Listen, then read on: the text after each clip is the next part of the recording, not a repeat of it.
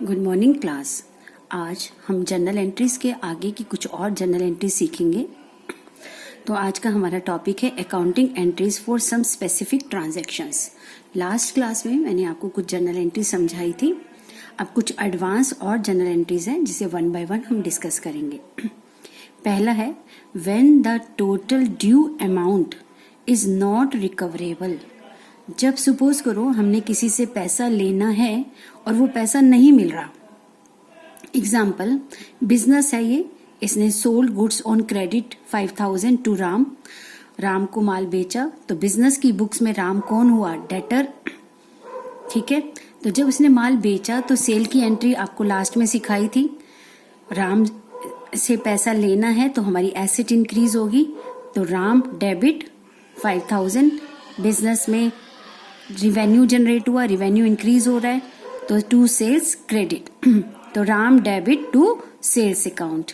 ठीक है, अब क्या हुआ, ये राम ने हमें पैसा देना था, हमें मतलब बिजनेस को पैसा देना था, लेकिन जब राम ने अमाउंट नहीं दिया तो हम इसे बोलेंगे बैड डेट्स, कि पैसा डूब गया, बैड डेट्स हो गया। और बिजनेस के लिए ये बैड डेट्स क्या है? लॉस है। ठीक है, तो डेबिट ऑल लॉसेस, जितने भी लॉसेस होते हैं उन्हें हम डेबिट करते हैं। So bad debts account debit. अब राम से हमने पैसा लेना था, राम डेटर था, एसेट था, अब वो पैसा नहीं दे रहा तो हमारी एसेट कम हो गई, डिक्रीज हो गई, तो डिक्रीज इन एसेट, तो राम को क्रेडिट कर देंगे 5000 से, क्योंकि राम पैसा नहीं दे रहा। ठीक है, तो bad debts account debit to Ram. ये कब करेंगे? जब राम पैसा नहीं देता है, जिसको हमने उधार माल बेचा था। ये हो गया। अब क्या है कि कभी कभी जरूरी नहीं है कि राम पूरा पैसा डूब जाए, कभी कभी ये भी हो सकता है कि राम 5 में से कुछ पैसा दे ही दे। तो अगली सिचुएशन क्या है? When a part of the डेब्ट इज रिकवर्ड। हमें कुछ पैसा तो मिल गया। ठीक है, सपोज राम ने 3000 रुपये दे दिया, बाकी का 2000 नहीं दिया। अब इसको कैसे करेंगे? तो बिजनेस में आया क्या? कैश, डेबिट इन कैश, हमारी एसेट है, इंक्रीज हो रही है, तो कैश अकाउंट डेबिट। अब हुआ क्या? 2000 का लॉस हो गया, तो लॉस भी डेबिट होता है, so bad debts account debit 2000 rupees. अब हमारी लाइबिलिटी, जो हमारी एसेट थी, डेटर्स यानी जो राम था जिससे हमने पैसा लेना था, अब राम का हिसाब खत्म, राम अब हमारी एसेट पैसा नहीं रहेगा, जो हिसाब था वो हो गया, तो टू राम। या यूं भी कर सकते हैं ट्रेडिशनल अप्रोच की, Ram is the giver, credit the giver भी कर सकते हैं। या राम हमारी एसेट है, कौन सी एसेट? डेटर, डिक्रीज हो रही है तो क्रेडिट हो गया। तो ये वो सिचुएशंस हैं जब आपने उधार माल बेचा, उसकी ये एंट्री है। जब पूरा पैसा डूब गया तो ये एंट्री करेंगे। जब पूरा पैसा नहीं डूबा, कुछ डूबा, कुछ मिल गया, तो ये एंट्री करेंगे। ठीक है, अगला है सेकंड हमारी एक ट्रांजैक्शन बैड डेट्स रिकवर्ड।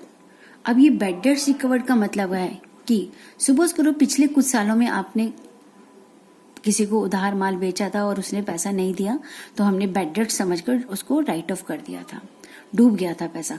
लेकिन अचानक 3, 4, 5 साल बाद वो आकर कहता है कि वो मैंने जो आपसे पहले पैसा देना था ना, ये लो अपना पैसा। बिजनेस के पास तो पैसा आ गया, कौन सा? डूबा हुआ पैसा। तो बिजनेस के लिए तो प्रॉफिट ही हो गया, डूबा हुआ पैसा, क्योंकि हमने पहले उसे बैड डेट्स डिक्लेयर कर दिया था।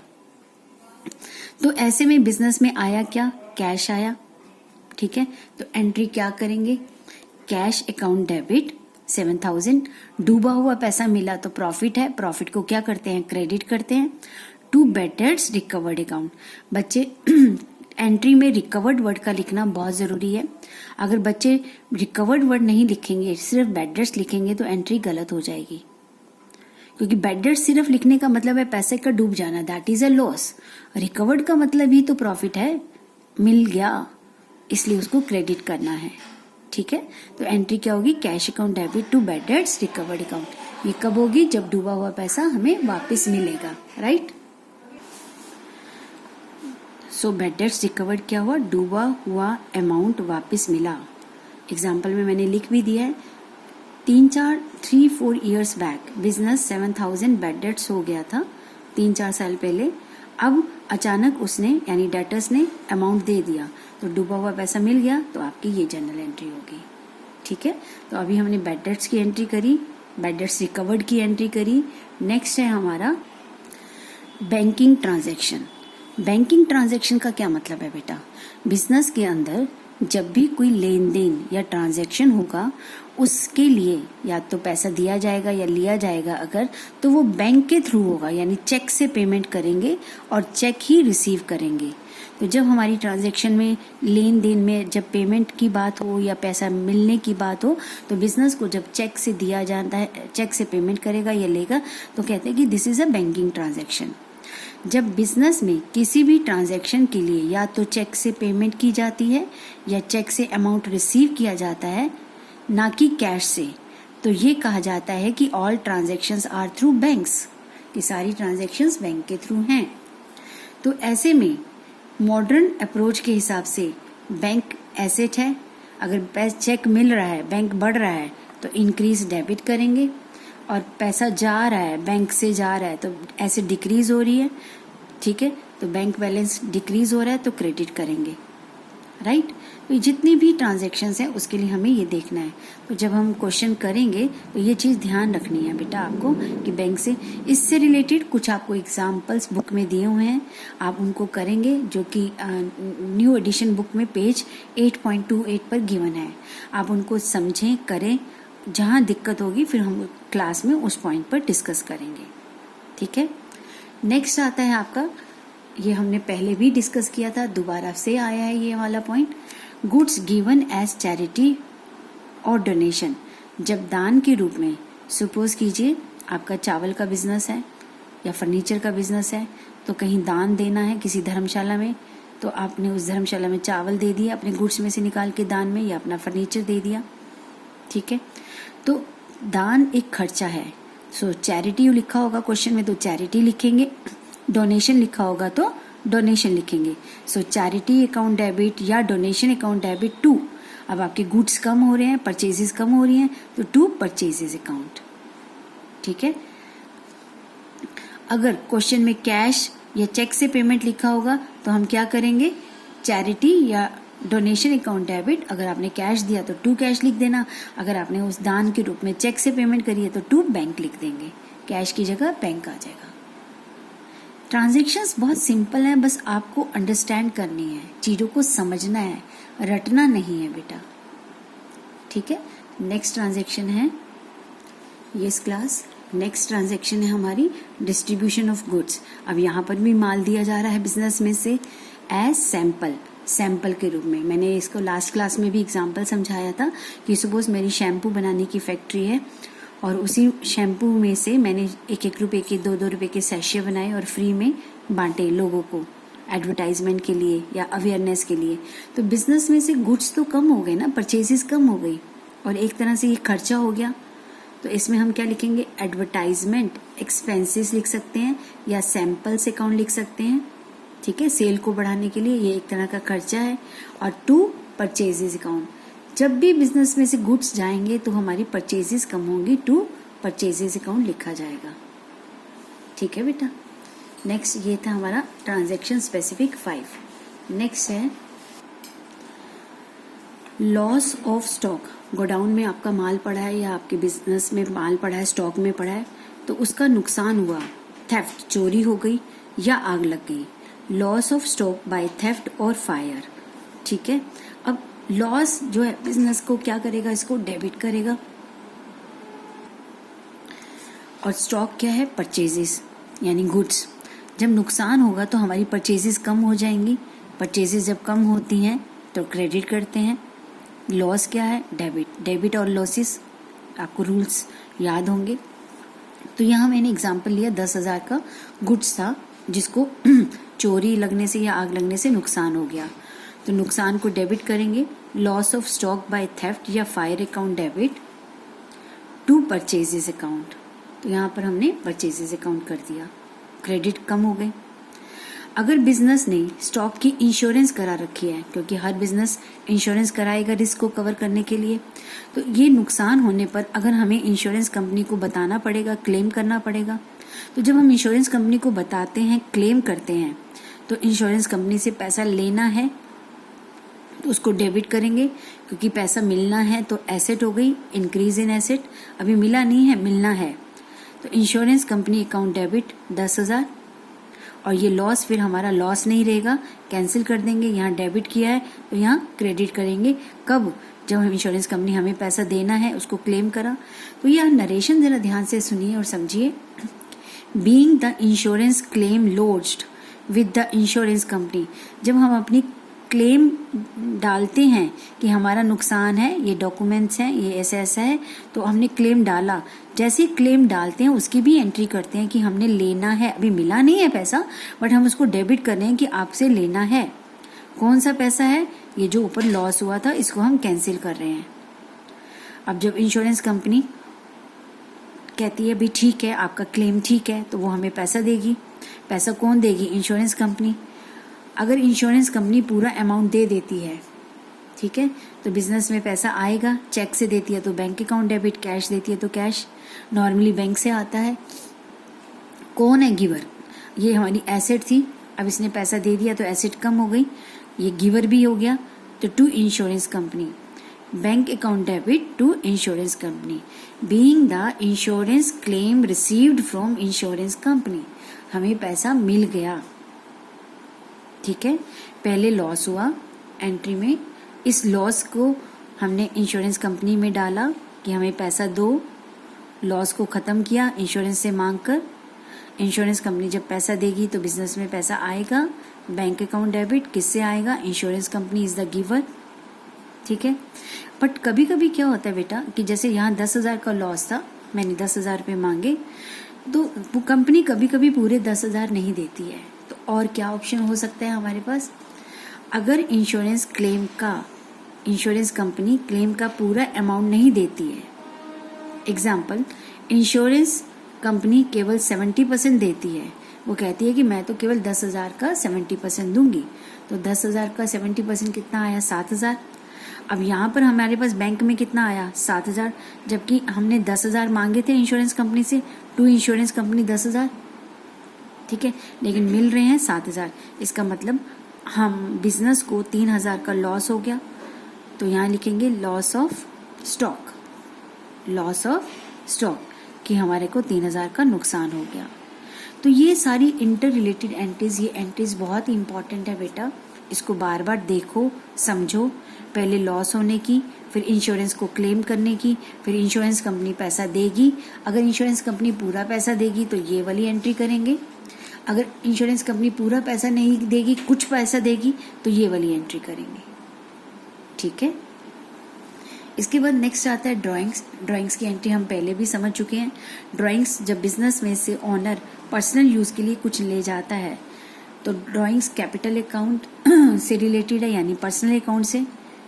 ठीक है, तो लाइबिलिटी क्या हो रही है? अब कम हो रही है, कैपिटल कम हो रही है जब वो पैसा निकालेगा, तो ड्राइंग्स को क्या करेंगे? डेबिट। ये आप याद रख लीजिएगा। बिजनेस में से कैश जाएगा तो टू कैश अकाउंट, चेक लेकर जाएगा तो टू बैंक अकाउंट, गुड्स लेके जाएगा तो टू परचेजेज अकाउंट। तीनों में से कुछ भी हो सकता है, और लिखा है मैंने, जो होगा वो लिखेंगे। सपोज कैश ले गया तो इसको नहीं लिखेंगे, सिर्फ कैश लिखेंगे। चेक ले गया तो इसको नहीं लिखेंगे, सिर्फ बैंक लिखेंगे। ठीक है, तो इस तरह से हम ड्राइंग्स की जर्नल एंट्रीज करते हैं।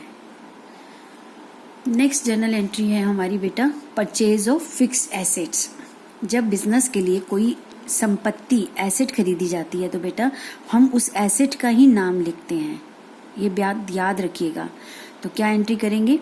मशीनरी, बिजनेस में आई क्या? एसेट इंक्रीज हो रही है, मशीनरी अकाउंट डेबिट। सपोज मैंने एग्जांपल लिया 5 लाख की। ठीक है, टू कैश, अगर चेक कैश दिया, बैंक से पैसा दिया तो टू बैंक, दोनों में से एक। और सपोज करो ये मशीन आपने जो खरीदी है 5 लाख की, उधार खरीदी, ना कैश दिया ना बैंक दिया, तो एंट्री क्या करेंगे? Machinery account debit to supplier, उसका नाम आ जाएगा जिससे आपने खरीदी है। क्यों क्रेडिट किया? क्योंकि लाइबिलिटी बढ़ रही है, लाइबिलिटी इंक्रीज होती है तो क्रेडिट होती है। यहाँ एसेट आ रही है, एसेट इंक्रीज होती है तो डेबिट होती है। तो जब भी कोई एसेट खरीदी जाएगी तो एसेट इंक्रीज होने पर डेबिट होगी, कैश जाएगा, बैंक जाएगा तो क्रेडिट, देना है पैसा तो लाइबिलिटी, उसका नाम या टू सप्लायर लिखा जाएगा। ठीक है, ये तो थी परचेज ऑफ फिक्स एसेट। ऐसे ही जब हम कोई एसेट को सेल करते हैं तो मशीन जाएगी, तो ऐसे में कैसे एंट्री की जाएगी? तो सबसे पहले देखो मशीन की वैल्यू क्या लिखी है बुक में। बुक वैल्यू ऑफ मशीन, जैसे मैंने यहाँ एग्जांपल लिया 3 लाख लिखा है, तो 3 लाख को हम बेच रहे हैं 2,60,000 में या बेच रहे हैं 3,20,000 में, कोई भी तरीका हो सकता है। यानी जितनी इसकी वैल्यू है उससे कम बेचेंगे तो लॉस हो रहा है, दिख रहा है आपको। और अगर हम जितने की बुक वैल्यू है उससे ज्यादा की बेच रहे हैं तो प्रॉफिट हो रहा है। ठीक है, अगर हम कम की बेचते हैं तो हमसे तो मशीन 3 लाख की चली गई, मशीन एसेट है, एसेट डिक्रीज हो जाएगी 3 लाख से, तो एसेट को तो क्रेडिट करना ही करना है क्योंकि एसेट जा रही है, क्रेडिट होएगी। आ क्या रहा है? एसेट ही आ रही है, बैंक या कैश आ रहा है, तो bank account debit, cash account debit 2,60,000। जा क्या रहा है? एसेट कितने की? 3 लाख की, तो टू मशीनरी अकाउंट 3 लाख। अब देखिए एंट्री पूरी नहीं हो रही थी तो यहाँ पर हमें लॉस हो रहा है। लॉस को क्या करते हैं? डेबिट, तो लिखा loss on sale of asset 40,000। अब ये दोनों डेबिट हो गए, ये क्रेडिट हो गया, हमारी एंट्री पूरी हो गई। इन दोनों का टोटल 3 लाख, यहाँ 3 लाख। ठीक है, अब बेटा ये देखो इस एंट्री में 2 डेबिट हैं, 1 क्रेडिट है। मैंने आपको बताया था ना 2 तरह की एंट्रीज होती हैं, सिंपल जर्नल एंट्री और कंपाउंड जर्नल एंट्री। इसे हम बोलेंगे compound journal entry. Compound journal entry वो जर्नल एंट्री है जहां पर 1 से ज्यादा डेबिट हो जाए, तो इसमें 1 से ज्यादा डेबिट हो रहे हैं, 2 डेबिट हो रहे हैं। इसी केस में अगर सपोज करो बेटा 3 लाख वाली एसेट को हम 3,20,000 में बेचते हैं तो एंट्री कैसे की जाएगी? इसको मैंने यहाँ नीचे लिखा है। आपके पास कैश कितना आया? 3,20,000। आपसे मशीन कितने की गई? टू मशीनरी अकाउंट आपकी 3 लाख की। मशीन की बुक वैल्यू तो 3 लाख रुपए है ना, तो हम तो यही कहेंगे कि 3 लाख की मशीन गई। ठीक है, अब यहाँ पर एंट्री पूरी नहीं हो रही, ये तो बाद में लिखा मैंने। यहाँ 3,20,000 था, मशीन गई 3 लाख की, दोनों तरफ का टोटल टैली नहीं हो रहा। यहाँ कितने की कमी है? 20,000 की। और वैसे भी कॉमन सेंस देखो, 3 लाख वाली चीज आप 3,20,000 में बेच रहे हैं तो 20,000 का प्रॉफिट हुआ। रूल क्या कहता है? Credit all profits and gains. Profit और गेन्स को क्रेडिट करो। ठीक है, तो हमने क्रेडिट कर दिया। टू, ये क्रेडिट वाली साइड होती है ना, टू प्रॉफिट और profit on sale of machinery 20,000। तो ये थी हमारी मशीन को परचेज करने की और सेल करने की एंट्रीज। आप इन वीडियो को 2 बार 3 बार देखें जब तक आपको अच्छे से समझ नहीं आ जाए। ठीक है, इसके बाद नेक्स्ट है हमारी expenditure on installation of machinery and on construction of building. ठीक है, इसको समझाने से पहले बेटा एक चीज ये समझिए। सपोज आपने कोई कंप्यूटर खरीदा, वो कंप्यूटर आया आपका 1 लाख का। कंप्यूटर में क्या आया? मॉनिटर आया, सीपीयू आया आपका, ठीक है, कीबोर्ड आया, माउस आया, सारी चीजें आई, हार्डवेयर देखा आपने। अब इस कंप्यूटर को लाने के बाद इसमें आपको बहुत सारे सॉफ्टवेयर्स डालने पड़ते हैं। कंप्यूटर था 1 लाख का, उसमें सॉफ्टवेयर डलवाने में आपको सपोज कीजिए 20,000 रुपए लग गए। तो आप ये कहेंगे ना कि कंप्यूटर तो 1 लाख का था, उसको इंस्टॉल करने में 20,000 रुपए लगे, तो टोटल कंप्यूटर हमें 1,20,000 का पड़ा। तो ऐसे ही बेटा जब हम कोई फिक्स एसेट खरीदते हैं और उस फिक्स एसेट को इंस्टॉल करने में अगर कोई खर्चा आता है, शुरुआत करने में कोई खर्चा आता है, लगाने में कोई खर्चा आता है, तो वो उसका इंस्टॉलेशन चार्जेस कहलाता है। और जो इंस्टॉलेशन चार्जेस हैं वो हम उस एसेट के ही चार्जेस मानते हैं। ठीक है, ये देखिए, expenditure incurred on carriage and installation of a machine. किसी मशीन की इंस्टॉलेशन में या भाड़ा देना पड़ता है, ठीक है, that is freight wages paid for the installation. जब उस मशीन को या प्लांट को लगाने में जो खर्चा करते हैं, आर कैपिटल एक्सपेंडिचर, ये कैपिटल एक्सपेंडिचर कहलाते हैं, and are debited to the machinery account. दिए तो हमने वेजेस हैं, मजदूरों को दिए, लेकिन उस मशीन को लगाने के लिए तो दिए। सॉफ्टवेयर डालने वाला बंदा आया, उसको हमने पैसा दिया, लेकिन सॉफ्टवेयर को डालने का दिया ना, तो वो हमारा कैपिटल एक्सपेंडिचर होता है बेटा। तो उसे हम उस एसेट के अंदर ही डालेंगे, कॉस्ट में डालेंगे। तो ये जो हमने खर्चा किया इंस्टॉलेशन का, वेजेस पे किए इंस्टॉल करने के लिए, तो इस खर्चे को हम क्या लिखेंगे? Machinery account debit to cash. In other words, expenses incurred on the purchase of assets. अगर हम कोई एसेट परचेज करते हैं गुड्स को छोड़कर increase the cost of the assets for the buyer. तो बायर के लिए उसकी कॉस्ट क्या हो जाएगी, इंक्रीज हो जाएगी। हाँ, तो क्लास में ये कह रही थी कि जो भी इंस्टॉलेशन के खर्चे होंगे वो उस जिस चीज को, जिस मशीन को, जिस प्लांट को इंस्टॉल करने में लग रहे होंगे वो उसी की कॉस्ट में ऐड होंगे। इन other words, expenses incurred on the purchase of assets increase the cost of the asset. तो अगर हमने कोई खर्चा करा है किसी एसेट के लिए तो उससे उस एसेट की कॉस्ट इंक्रीज हो जाएगी for the buyer. These are therefore debited to the asset account and not the expenses account. इसलिए उसको हम एसेट अकाउंट में ही डेबिट करेंगे, एक्सपेंसेस अकाउंट में नहीं। जैसे मैंने अभी बताया कि आपने कंप्यूटर को लगाने के लिए चार्जेस दिया, इंस्टॉल करने का चार्जेस दिया, तो ऐसे में वो खर्चा कंप्यूटर की कॉस्ट में ही ऐड होगा, वो अलग से चार्जेस नहीं काउंट होगा। Similarly therefore debited to the asset account and not the expenses account. Similarly construction material and payment of wages are also the capital expenditure and debited to building account। अब जैसे आपने कोई building बना रहे हो, उसकी construction के लिए सामान मंगाया, उसके लिए आपने मजदूरों को वेजेस भी दी, तो वो सारी उस बिल्डिंग के ऊपर खर्च हो रहा है ना।